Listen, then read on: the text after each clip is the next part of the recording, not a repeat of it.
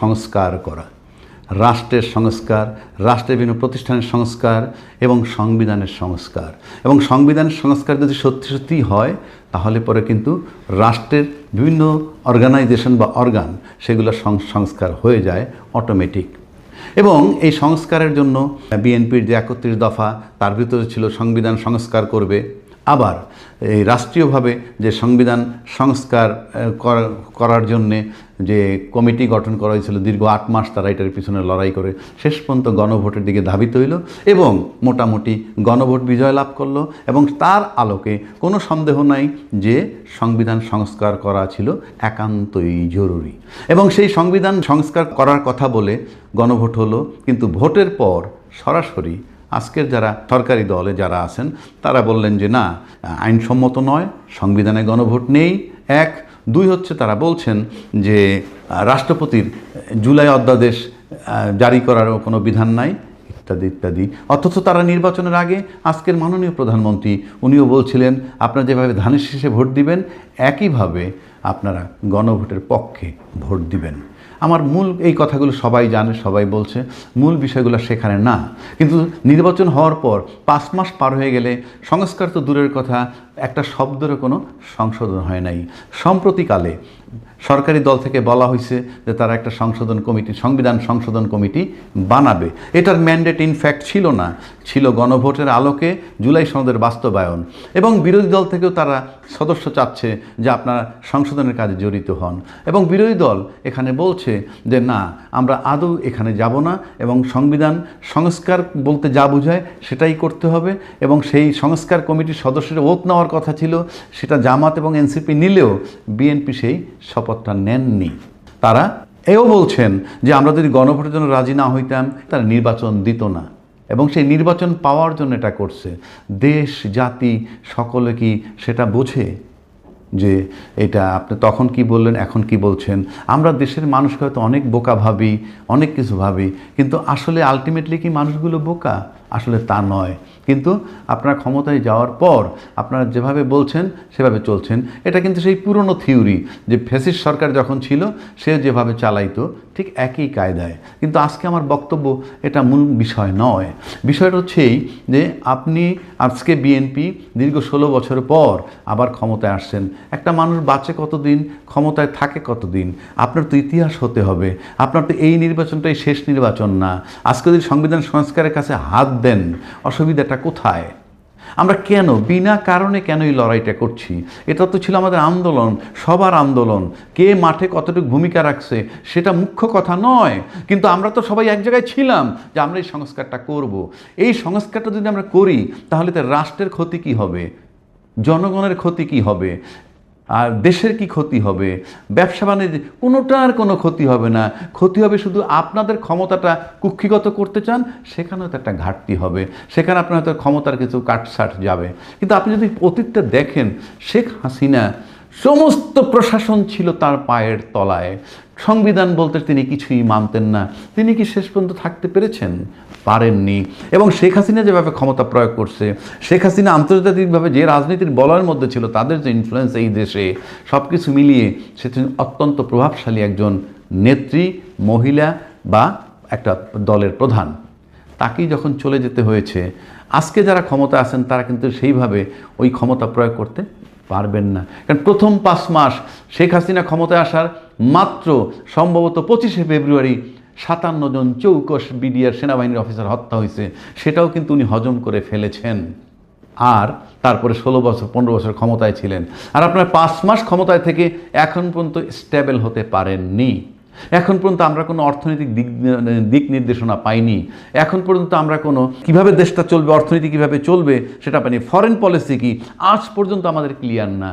তারেক রহমান সাহেব ব্যক্তিগতভাবে অনেক ভালো ভালো উদ্যোগ নিতেছেন যেগুলো প্রশংসার দাবি রাখে। উনি প্রোটোকল কম ব্যবহার করেন, উনি কৃচ্ছতা সাধন করতে চাচ্ছেন, খরচ কমাতে চাচ্ছেন, সব আমি মেনে নিলাম। কিন্তু রাষ্ট্র তো শুধু এইটুকু দিয়ে চলবে না। সেক্ষেত্রে আমরা অনেক কিছু শুনেছিলাম, যেমন আমাদের প্রধানমন্ত্রী বলছিলেন যে আই হ্যাভ এ প্ল্যান। আমরা কিন্তু ইনফ্যাক্ট এখন পর্যন্ত একটা খুব প্ল্যানটা জানতে পারিনি বা আমাদের কাছে পরিষ্কার করা হয়নি যে এই আমাদের প্ল্যান। আমার মনে হয় এগুলো পরিষ্কার করা উচিত।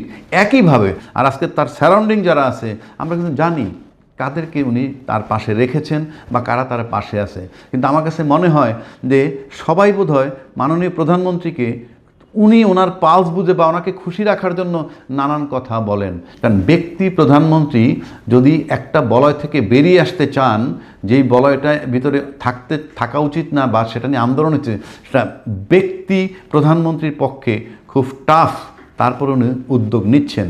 আছে নাসির উদ্দিন পাটোয়ারি সহ তাদের আরও যারা আছে, তাদের মুখটা কামারের দোকানে দিতে হবে।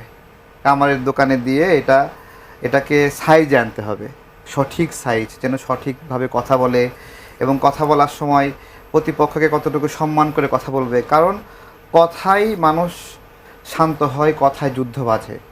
হ্যাঁ, ওইটাই জিজ্ঞাসা করছিলাম যে নাসিরউদ্দিন পাটোয়ারির বিরুদ্ধে, আমাদের বোন হুমায়রা আপুর বিরুদ্ধে। তারপরে কক্সবাজারে গেছে, সেখানে ধরেন সালাউদ্দিন ভাইকে বেয়াদব বলতেছে। সালাউদ্দিন ভাই বেয়াদব বলে নাই, আমি দেব না, আপনি দেখেন আমার কাছে আছে। আমি উনি যেই শব্দটা বলেছেন সেটা আমি জানি। আচ্ছা, কি বলছেন আমি ওখানে উপস্থিত ছিলাম। শব্দটা আমার মানে আমার পছন্দ না হইতে পারে, আপনি সেটার জন্য আচ্ছা আমি একটু বাজাবো না এক সময়। কার কথার উত্তরে প্রতিক্রিয়া জানাইছিল, হ্যাঁ, যে শেখ হাসিনার ইস্টাবলিশমেন্টকে আওলায় দিছে। সেই ধরনের মানুষ যদি আজকে দেখলাম, আমাদের বোনদের একজন সহযোদ্ধা, সে বলতেছে যে তারেক রহমানের জন্ম পাকিস্তানে না কার, মানে এই ধরনের। কোথায় বলেছে আপনি একটু দেখান? হ্যাঁ, ওই ফেসবুকে পোস্ট প্লিজ দেখান। সালাউদ্দিন না কি যেন নাম, দেখাই। বিরতির আগে বলছিলাম তারেক ভাই তো আসলে উনি পরিশ্রম করে উনি উনার পেশা এবং রাজনীতি করেন, উনাকে আমি সম্মান করি এবং আমি অনেকের কাছে গল্প শুনেছি যে একটা সময় রাজনীতিতে উনার সংগ্রাম আছে, আমি আগের শোতেও বলেছি। কিন্তু দুঃখ লাগে, ধরেন জামাতে ইসলাম আমি করি না, জামাতে ইসলামের একজন এমপি খুবই জঘন্য কাজ করেছে এবং সেটার জন্য তার আপনি শাস্তি চাইতে পারেন এবং ধিক্কার জানাইতে পারেন, সর্বোচ্চ তাকে থুও দিতে পারেন, কথার কথা, সামাজিকভাবে তাকে বয়কট করতে পারেন। কিন্তু একজন লোক একটা অপরাধ করেছে, সেই কারণে আমার দলের একজন এমপি যিনি জোটগতভাবে একটা এক্সট্রা সিট পেয়েছেন, ডাক্তার মাহমুদা মিতু, উনি নির্বাচনের সময় যখন জোটগত নির্বাচন হয়, বেগম খালেদা জিয়ার সাথে যখন জামাত ইসলাম জোটে ছিল, তখন কি বিএনপির লোকেরা জামাত ইসলামের জন্য ভোট চায় নাই? জামাত ইসলামের লোকেরা বিএনপির জন্য ভোট চায় নাই? ঠিক একইভাবে ডাক্তার মাহমুদা মিতু জামাত ইসলামের এক প্রার্থীর নির্বাচনী এলাকায় ভোট চাওয়ার জন্য উনি বলেছেন জামাত একটা ভালো দল, উনার ভাষাটা আমি ঠিক কোট করতে পারছি না, বা জামাতকে উনি ভালো দল হিসেবে আখ্যায়িত করেছেন জামাতের ওই এমপির নির্বাচনী এলাকায়। একজন ভদ্রলোক, বলছি আমি তো পারবো না ভাই, আমি আর সবাই যেই এমপির একটা ব্যক্তিগত কেলেঙ্কারির ঘটনা সবার সামনে আসলো, সেই ঘটনা নিয়ে তারেক ভাই, ওনাকে এত সম্মান করি, উনি আমাদের ভাই, উনি ডাক্তার মাহমুদা মিতুকে ঘিরে একটা জঘন্য কথা বলে ফেললেন এবং এরপরে কোথায় ওই এমপির বিচার চাইবে দেশের মানুষ? সবাই একাধারে ডাক্তার মাহমুদা মিতুরকে গালাগালি শুরু করলো এবং তার প্রতি হিংস্র হয়ে গেল। ফেসবুকে পোস্ট করেছে, তারা অস্ত্রশস্ত্র নিয়ে ওখানে অপেক্ষা করছে। ধন্যবাদ জানাচ্ছি, 30 সেকেন্ড পেরিয়ে অনেক সময় অতিবাহিত হয়ে গেছে। জনাব তারেক রহমানকে মারার জন্য ধন্যবাদ জানাচ্ছি আপনাকে। জনাব তারেক রহমান, একটি প্রশ্ন রাখতে চাই। আপনি মাহমুদা মিতুকে নিয়ে মন্তব্য করেছেন এক ধরনের, যেটি নিয়ে অভিযোগ করেছে। আসলে আমি জানতে চাই যে তারা ভালো না মনে করলে নির্বাচনী দলের শরিক মনে করবেন কি করে একত্রিত হয়ে আসলে 11 দলীয় জোট গঠন করবেন, এটা একটা প্রশ্ন। এবং পাশাপাশি রাখতে চাই, আসলে বিএনপি 5 মাসের মাঝে আপনার কি মনে হচ্ছে যে ফ্যাসিবাদী শাসন ব্যবস্থা দিকে এগিয়ে যাচ্ছে? কি কারণে এত হামলা, যেমন বারবার অভিযোগ করছে এনসিপি? আচ্ছা, ডক্টর মাহমুদা মিতু নিয়ে প্রশ্ন করেছেন। আমি একটা ফেসবুকে পোস্ট করছি, তো মাহমুদা মিতু যেই শব্দটা কোট করেছে, জামাত সৎ লোকের শাসন প্রতিষ্ঠা করবে এবং এটা একমাত্র জামাতই পারবে, শব্দটা এরকম ছিল। তো এই কোডটা আমি জামাতের নেতা যখন কেলেঙ্কারি বের হলো, যখন সে একটা বাচ্চা মেয়েকে চাকরি দেওয়ার কথা বলে তার বিছানায় নিয়ে যাচ্ছে, সেটাকে কেন্দ্র করে বক্তব্যের সঙ্গে কোট করে দেওয়ার বিষয়ে আপত্তি আসছে। এই বক্তব্য এবং এই ঘটনা দুটা মিলে এতটাই প্রাসঙ্গিক যে জনগণ, পাবলিক ব্যাপকভাবে এটাতে রেসপন্স করে এবং আমি সেই মানে আপনি প্রশ্ন স্বীকার করাতে করছেন যে আপনি উস্কানিটা ভালোভাবে দিতে আমি পেরেছেন বলছি, এবং আমি বলছি। সহিংসতাটা উস্কে দিয়েছেন হ্যাঁ, ডাক্তার মোহাম্মদ আপনিও কি মনে করেন জামাত সৎ লোকে শাসকের শাসন প্রতিষ্ঠা করার জন্য একমাত্র দল? না উনি এটা আপনিও কি এটা মনে করেন উনি মাহমুদা কোন মিতুর মতো? প্রেক্ষিতে এই কথাটা বলেছে সেইটাই। কোন যেই সেইটাই প্রেক্ষিতের আমি জন্য আপনাকে বলেছে উল্লেখ করলাম। মানে উনি তার বিপরীতে নির্বাচনের ধরেন জন্যই একটা লোক ওটাই ব্যক্তিগতভাবে জিজ্ঞাসা করছি। আপনি রাতে কোথায় যান মাহমুদা আমি জানি। মাহমুদা মিতু যেটা বলেছে যে জামাতে একমাত্র একজন লোক ব্যক্তিগত চরিত্র যদি তার খারাপ যেটা হয় আপনি একটু বলেন। কোট করে আমি বলুন বলছি। কথাটা, মানে হ্যাঁ, উনি তো আমি ওনার মতো ওটাই করে বলছি। আমি একটু জানতে চাই আসলে। আমি- একজন ব্যক্তি শোনেন। উনি বলেছে সেই কথা আপনি শুধু একজন বলবেন। লোকের ব্যক্তিগত চরিত্রের কারণে সামগ্রিকভাবে আপনি একটা দলকেও খারাপ বলতে পারেন না আচ্ছা। এবং একটা দলকে ভালো বলার কারণে একটা লোকের চরিত্রগত সমস্যার একটু জন্য বলার আপনি সুযোগ একজন দেন। নারীকে সব নিজে বললে আপনি কিভাবে বারে হবে? বারে আমি সহিংসতা সুযোগ উস্কে দেব দিতে আপনাকে পারেন। বলার, আমি সুযোগ দেব আপনাকে বলার, আপনি আমি continue করুন। জাস্ট একটা হ্যাঁ বা না চাচ্ছি যে মাহমুদা মিতু যেভাবে বলেছে জামাত সৎ লোকের শাসন প্রতিষ্ঠা করার একটা দল এবং একমাত্র বাংলাদেশে জামাতই পারবে।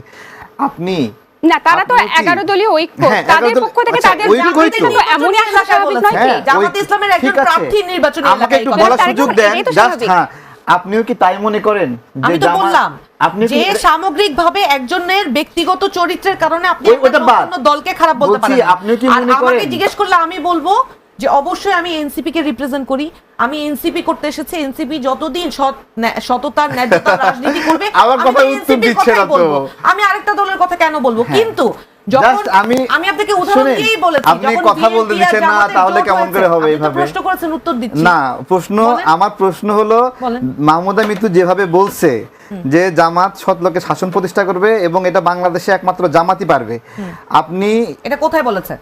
আপনি তো বলতেছেন, আপনি তো তুলছেন। না না, আমি তুলেছি। এবং হ্যাঁ, কোথায় নির্বাচনী বলেছে? সভায় বলেছে, কার নির্বাচনী ভোট চাইতে সভায়? গিয়ে বলছে জামাতের কোনো প্রার্থী, ঠিক আছে? জি। হ্যাঁ, আমি বলছি এই এবং যে বলছে আপনি জামাতি তাহলে এই একমাত্র, কথাটাই বলেন যে বিএনপি আর জামাত এটাই যখন বলতেছি। জোটে ছিল, আপনি শুধু বলেন যে আপনি তখন এটাকে সমর্থন BNP করেন কিনা, আমি হ্যাঁ বা না। আমি আপনাকে বলছি তো কি আমি জামাতি আমার একমাত্র জোট সৎ লোকে প্রার্থী। শাসন প্রতিষ্ঠা করবে? আপনি এই কথাটা আপনি উত্তর দেন। আপনি এটাকে যখন support BNP করেন আর এই কথাকে? জামাত জোটে আর ছিল, তারেক এই রহমান কথাকে একটু support আমার করেন কাছে কিনা? আমি এই বিষয়টাতে একটু বলেন একটু। আমি একটু ভিন্ন প্রশ্ন Just রাখতে আপনি চাই। বলেন যে আপনি এই বিষয়ে উত্তর দিবেন না। আমি আমার দলের পক্ষে বলবো। আমার বলছি এই জায়গাটা তো আপনি মাহমুদা নির্বাচনী মিতুর এই এলাকা না। কথাটাকে সাপোর্ট করেন কিনা, উনি আপনিও যেই মনে করেন কিনা এলাকায় জামাতি একমাত্র সৎ লোকে শাসকের দল? আমি তো উত্তর দিয়েছি, আপনি না, উত্তরটা না, নিতে হবে উত্তর তো। আসেনি। আমি এনসিপি আপনি কি উত্তর পেয়েছেন? মনে করি এনসিপি মানে আসলে উনি বুঝাতে চেয়েছে যখন ঐক্য হিসেবে হ্যাঁ, তারা কাজ ঐক্য করছে, হিসেবেই উনি বলছে। নির্বাচনী এলাকায় আমি গিয়ে বলছি এই বক্তব্য দিয়েছে ঐক্য, যেখানে জামাতের প্রার্থী আছে। আচ্ছা, আপনি কি বলেন মনে করেন এটা কথার কথা বলছে নাকি আপনিও এই কথাকে ধারণ করেন সেটা কথা বলতেছেন? আমি ধারণ করি এনসিপি আসলে কতটুকু হ্যাঁ, ধারণ কিন্তু করে? আমি বলছি জামাত আর বিএনপি যখন জোট ছিল, আপনাদের একটা ভাই, ভাই, মিতু, মাহমুদা মিতু কি মিতু আপনাদের আসলে দল? কোন দলের একটু জানাবেন আমাকে, এনসিপি নাকি জামাত? কেন আপনি জানেন না?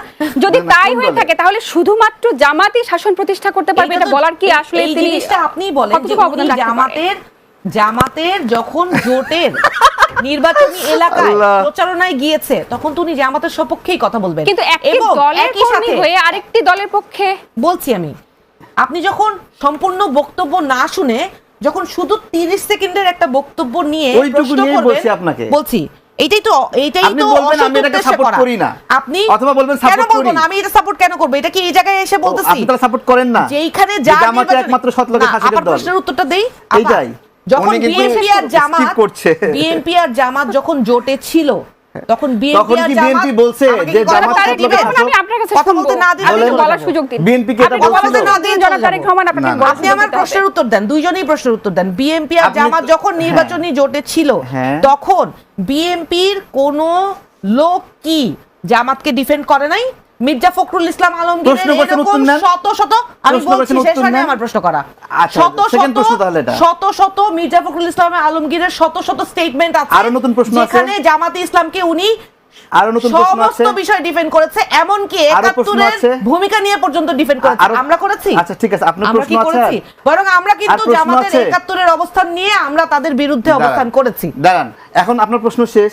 আমি উত্তরটা তো দেন, হ্যাঁ, স্পষ্ট হ্যাঁ, উত্তর উত্তরই দেন। বলছি। বিএনপি কি BNP জামাতের এবং- পক্ষে প্রচারণা করেছে আচ্ছা, কিনা? আপনি উত্তর দিবেন না, জোটে আমি উত্তর দিব। থাকাকালীন। আপনি বলেন। তো- আচ্ছা, বিএনপি এবং জামাত জোটবদ্ধ হয়েছে, তাই তো? 24 বছরের জোট। হ্যাঁ, 24 বছরের জোট। এই জোটবদ্ধ হওয়া অবস্থায় জামাত বিএনপির জন্য বক্তব্য দিয়েছে, বিএনপি জামাতের জন্য বক্তব্য দিয়েছে, ঠিক আছে? তো স্বীকার করছেন। তার জন্য কি এখন জামাতের আমার- অপরাধের জন্য কি আচ্ছা, আমি বিএনপি বলি কে না, আপনি আপনি বলবেন। দায়ী করবেন? আমি বলছি, আপনি দাঁড়ান, যে বিএনপি জামাতের জন্য বক্তব্য দিছে, তাই তো? আপনি একটা বক্তব্য দেন যেখানে এরকম গ্রিন সিগন্যাল দেওয়া হয়েছে, জামাতে একমাত্র সৎলোকের শাসকের দল এবং ওইটা জামাত ছাড়া কেউ পারবে না, বিএনপি এই ধরনের কথা বলেইনি কখনো। এটা জামাতে ইসলামের এবং বলছেন না যে মাহমুদা মিতু আসলে কোন দলের, শুনেন মাহমুদা মিতু হলো মাহমুদা মিতু অথবা আমার বোন নির্বাচনী প্রার্থীর এলাকায় জামাতের পক্ষেই বয়ান দিবে, এটাই স্বাভাবিক। আচ্ছা এটাই একটু স্বাভাবিক। শুনেন, যখন উনি আসলে পুরো মন্তব্যটার মাঝে এটা তো একটা কাটিং মন্তব্য, আমরা আসলে এটা নিয়ে কখনো মন্তব্যটাকে আসলে করে একটা জায়গায় প্রশ্ন করেছিলেন, কিন্তু ওই জায়গায় নাই, মানে ভাই যে একটা নারীর প্রতি সহিংসতা উস্কে দিয়েছেন সেটা আমরা একটা প্রশ্ন করছেন, উনি কিন্তু নারীর প্রতি সহিংসতা যে উস্কে দিলেন সেই জায়গায় উনি নাই। আপনি কি অন্যায় করেছেন কিনা এই আপনি এটা উত্তর দেন, আপনি কি অন্যায় করেছেন কিনা? এটা কোনটা? মাহমুদা মিতুকে যে শত শত লোক হত্যা রেপের হুমকি দিচ্ছে এবং এই যে আজকে যে তার গাড়িতে হামলা হয়েছে, আপনি যে স্ট্যাটাস দিয়েছেন যে আমাদের সাথে তাকে রিলেট করে, আমি দিয়েছি হুমকি। আপনি তো নিজেই বললেন যে আপনি একটু আমার স্ট্যাটাসে জনগণ অনেক আপনাকে আমার কথা শুনতে হবে। আমি একটু ভিন্ন প্রসঙ্গে প্রশ্ন রাখতে চাই, দুজনে থামুন, আমি একটু ভিন্ন প্রসঙ্গে যেতে চাই। এক মিনিট সময় নেব, আমরা আলোচনা করছি, 1 মিনিট সময় নেব, আপনি একদম 1 মিনিটের মধ্যে শেষ করুন। Fresh 1 minute. একটা গণহত্যাকারী রেপিস্ট দলকে সৎলোকের শাসক বলেছে ডক্টর মাহমুদা মিতু। যখন তাদের দাঁড়ান, এই 1 মিনিটে কোনো কথা বলবেন না, ঠিক আছে? এইটাকে উনি ডিফেন্ড করতে আসছেন। কোন একটা সময়ে একটা জামাত নেতা একটা বাচ্চা মেয়েকে চাকরি দেওয়ার কথা বলে নিয়ে গেছে, সেটার সঙ্গে আমি রিলেট করে কে ডিফেন্ড করছে? আমি বলছি, দাঁড়ান, এটাকে তো আমরা ডিফেন্ড করি না। 1 মিনিটের মধ্যে কথা বলবেন না কোনো, ঠিক আছে? হ্যাঁ, একটা গণহত্যাকারী দলকে সৎলোকের শাসক বলেছে, সেটার সঙ্গে আমি রিলেট করে ভুল করেছি এই ধরনের। এবং উনি বলছে যে ওনারা এনসিপি করে, জামাত নেতা তিনি এই জবাব দিছে অর্ধেক জামাত অর্ধেক এনসিপি, তাছাড়া এইভাবে ডিফেন্ড করতে পারতো না। হ্যাঁ, এখন যদি এরকমই হয় তাছাড়া এইভাবে ডিপেন্ড করতে পারতেন না। 5.5 মাস 6 অর্ধেক জামাত অর্ধেক এনসিপি ছাড়া এইভাবে ডিপেন্ড করতে 6 মাসের জোট এইভাবে করতে পারতেন এই না। একটি মন্তব্যে আমরা 30 সেকেন্ড কথা বলবো। ঠিক আছে, 5.5 মাস 6 মাসের একটা জোট নিয়ে যদি আপনি এনসিপি কে এরকম জামাত বলে ট্যাগ দেন, তাহলে যাদের 24 বছরের জোট যুদ্ধ করতেছেন জামাতের জন্য, তাদেরকে তো জামাতের জন্য ফাঁসিতে ঝুলাই দেওয়া উচিত, জামাতের অপরাধের জন্য। অল্প কিছু টাকার জন্য, ক্ষমতার জন্য জামাতকে ডিফেন্ড করতেছেন। তারেক রহমান, আমি আপনাকে ধন্যবাদ জানাচ্ছি। আমি আজকের মূল বিষয়ে একটু ফিরে যেতে চাই। আমরা যে বিষয়টা নিয়ে আসলে আলোচনা করছি, সরকার এই জায়গাটি থেকে আসলে কি অবস্থান গ্রহণ করছে, এটি একটু আপনার মুখে জানতে চাই, যেহেতু আপনি এনসিপির একজন অ্যাক্টিভ নেত্রী। এবং পাশাপাশি জানতে চাই যে আসলে বিরোধী দলের কাজ তো সরকারের জবাবদিহিতা নিশ্চিত করা। আমরা সাম্প্রতিক সময় দেখছি দ্রব্যমূল্যের সীমাহীন ঊর্ধ্বগতি, বিদ্যুতের দাম 40% বেড়ে গেছে। অন্যদিকে দেখছি এলপিজি গ্যাসের যে সংকট, শিল্প কারখানায় কাজ চলছে না, বাসাবাড়িতে রান্নাবান্না হচ্ছে না। এই বিষয়গুলো নিয়ে আসলে কথা কারা বলবেন? বিরোধী দল হিসেবে আপনাদের দায়িত্ব কতটুকু? আমরা দেখছি জুলাই পদযাত্রাটি নানামুখী আলোচনা সমালোচনা এবং গণভোট, জুলাই সনদ বাস্তবায়ন নিয়ে এত বেশি অভিযোগ, কিন্তু এই জায়গাগুলোতে আসলে আপনাদের অবদানটা কোথায়? বলছি, যখন গ্যাসের দাম জ্বালানির দাম বাড়লো তখন আমরা প্রতিবাদ করেছি, সংসদেও বলেছি। ইভেন আজকেও আমাদের দলের একটা প্রতিনিধি দল তিতাসের সামনে গিয়ে এই যে ঢাকা শহরে যে জ্বালানি সংকটের সমস্যা, সেই সমস্যা নিয়ে প্রতিবাদ করেছে। আমি নিজে আমার ঘরে চুলা, এক চুলা জ্বলে, আরেক চুলা জ্বলে না, আমি রান্না করতে পারি না যে আজকে এখান থেকে শেষ করে তারপর যে রান্না করব। এই যে এই সমস্যাটা তো আসলে ইন্টারিমের সময় থেকেই গ্যাসের সংকটটা দেখা দিয়েছে। এটা কেন হয়েছে সেটা সমাধানের জন্য সরকার কি ব্যবস্থা? তো এটাই বলছি যে এই যে এনসিপি হবিগঞ্জে যাচ্ছে, যাওয়ার সময় দেখলাম পুলিশ ব্যারিকেড দিচ্ছে। আমার কাছে অত্যন্ত ফালতু মনে হয়েছে এই সিদ্ধান্তটা, যে পুলিশ এখানে কেন ব্যারিকেড দেবে, তাই না? পুলিশ ব্যারিকেড দিচ্ছে, ও মা, এক ব্যারিকেড থেকে মানে হলো ছিন্ন করে পার হয়ে যাচ্ছে, আবার আরেকটা ব্যারিকেড দিচ্ছে। কিন্তু এটার প্রেক্ষিতে তো তারা বলেছে 144 ধারা জারি করা হয়েছে তাদের সুরক্ষার ক্ষেত্রে। তারা আমি তো সেটাই বলি, 144 ধারা জারি করার প্রয়োজন কি? কারণ দুটি দল একসঙ্গে একই দিনই মিটিং করেছে, আন্দোলনের ডাক দিয়েছে। দুটি দল একসঙ্গে মিটিং বিগত সময়ে কিন্তু আমরা একই দেখেছি। হ্যাঁ, আমি সেটাই বলতেছি যে দুটি দল মিটিং ডেকেছে, হ্যাঁ, পুলিশ, বিএনপি এবং বিরোধী দল উভয় দল একই দিনে, তো তারা তো চাচ্ছে যে সেখানে গিয়ে সংঘাত করতেই। এই জন্য তো চায় যে যা হয় হবে, আমরা গিয়ে দেখি, তাই না? তাদের চাওয়া এটা যে আমরা শেষ দেখে ছাড়তে চাই। শেষ কি দেখলো? শেষ দেখলো একজনের চোখ হারায় গেছে, তাই না? আমার কাছে এটাই হাস্যকর লাগছে যে 144 ধারা জারি করলো কেন? এত ইম্পর্টেন্স দেওয়ার কিছু নাই, 144 ধারা কেন জারি করলো? তারপরে সেখানে পুলিশ ব্যারিকেড দিচ্ছে। ভাই যাক না, 20-30টা ছেলে পেলে গাড়ি নিয়ে আসছে, যাবে, ঘুরবে, পিকনিকের মতো ঘুরে আসবে, পুলিশ বাহা দিয়ে এত ইম্পর্টেন্স দেয়। আমার কাছে মনে হচ্ছে যে এখান থেকে আপনার হলো অন্য কোনো আউটকাম মানে প্রডিউস করার একটা ইচ্ছা। আমি এটা খুঁজে পাচ্ছি না যে তারা কি পেতে চায়, বিএনপি কে পেতে চায়। এই অপরাধের সংজ্ঞা কি এক এক এলাকার জন্য এক এক রকম আলাদা? একটা এলাকায় কি গডফাদারদের এলাকা তৈরি করা হয়েছে হবিগঞ্জে, যে সেই এলাকায় গডফাদারদের এলাকা এবং তাদেরকে কেউ কিছু বললে, প্রশ্ন করলে, আঙ্গুল তুললেই সেইটাকে সমস্ত মিডিয়াকে ব্যবহার করে সেইটাকে প্রশ্নটা ঘুরিয়ে নতুনভাবে ফ্রেমিং করা হবে। তারা সন্ত্রাসী হামলা করেছে, সেইটা নিয়ে কোনো মিডিয়ার বয়ান নাই, মিডিয়া প্রশ্ন করছে উস্কানিমূলক বক্তব্য। উস্কানিটা কি? আমরা জুলাই পদযাত্রায় সারা বাংলাদেশে গিয়েছি, যেই এলাকায় গিয়েছি সেখানেই আমরা আমাদের গণভোটের বাস্তবায়ন, জুলাই জাদুঘরের দরজা খুলে দেয়া জনমানুষের জন্য, এবং যেই এলাকায় যেই সমস্যা জনগণ অভিযোগ করেছে, যারা ভীত সন্ত্রস্ত, যারা ওখানে ভুক্তভোগী, সেই অভিযোগের ভিত্তিতে আমরা সেখানে সেই এলাকার সমস্যাগুলো তুলে ধরেছি। এখন আমার ভাই খুব সুন্দর সুন্দর কথা বললেন, যে আত্মসম্মান বোধের কথা বললেন, উনি সুশীল রাজনীতির কথা বললেন, অথচ উনি নিজেই উনার মুখ দিয়ে যখন তখন উনি যেই ভাষায় কথা বলেন, এটা কোনো সুশীল রাজনীতিবিদ বাদ দেন, কোনো ভদ্রেন, এক একজনের প্রতিবাদের ভাষাটা এক এক রকম। যখন শেখ হাসিনা ছাত্রদেরকে বলেছিল যে রাজাকার, মানে মুক্তিযোদ্ধার নাতিপুতিকে দিব না তো কি রাজাকারের নাতিপুতিকে কোটার সুবিধা দিব, তখন কিন্তু রাজাকারের মতো কঠিন এবং অনেক অফেন্সিভ একটা শব্দ, মানে আমাদের বাংলাদেশিদের জন্য রাজাকার শব্দটা তো প্রচন্ড একটা অফেন্ডিং একটা শব্দ, তাই না? ছেলেমেয়েরা কিন্তু সেই শব্দটাকে ওন করেছে। আমি শেষ করি, আপনার কথা নিয়েই তো কথা হচ্ছে। আপনি দেখেন যখন অপরাধ হবে, আর এই যে হবিগঞ্জের ঘটনাটাই যদি আপনি ধরেন, দুঃখ লাগে আপা, ওই ছেলেটাকে মাত্র দেখে আসলাম তো, কষ্টে কথাগুলো আসছে। ভাই বলছেন ছেলেটাকে দেখে কষ্ট হচ্ছে না?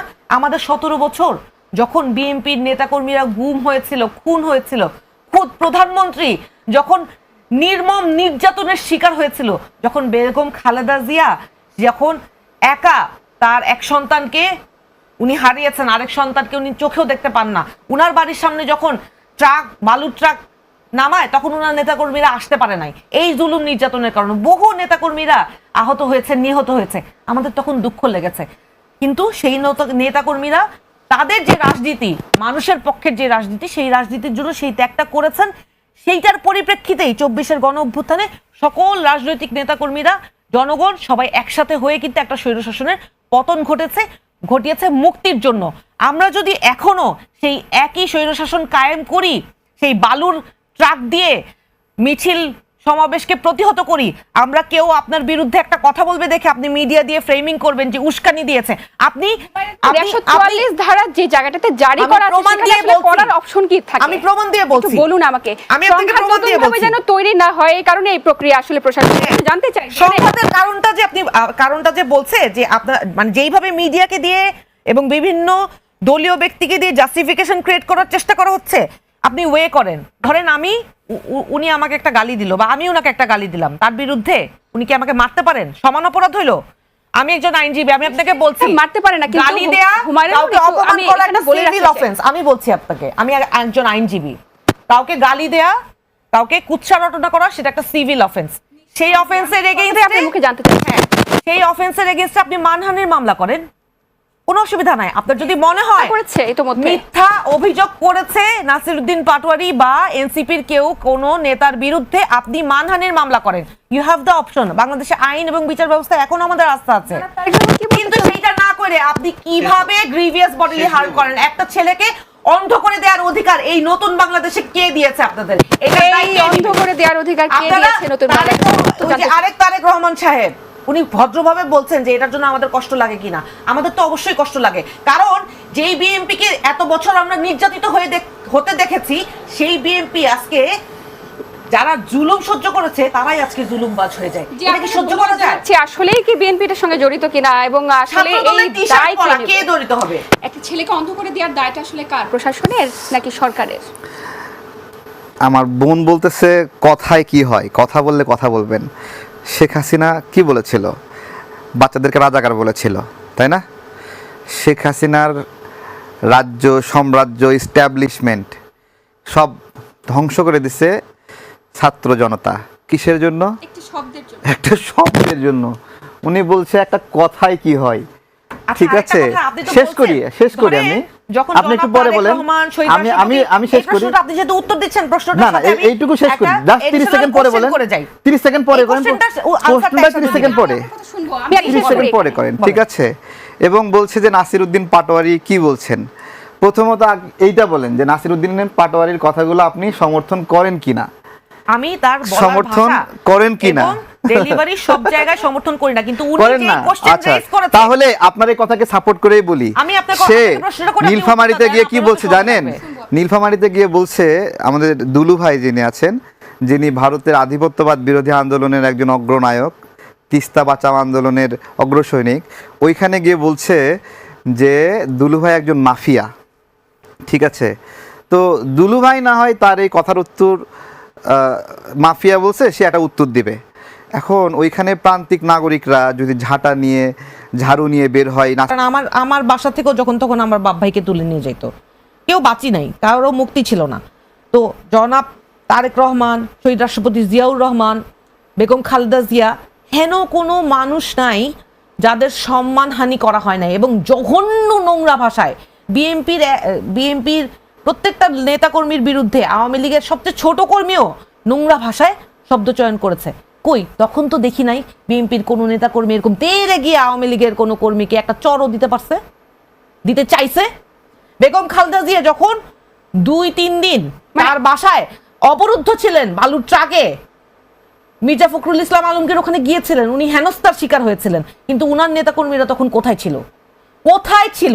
আজকে তারা ভাই বলে যে কোন কোন এলাকায় নাকি আপনি কি বিশেষ, বলছেন আমি আপনি তো বলেছেন আমি শেষ না করলে কথা বলবেন না, আমি শেষ করতে দেন।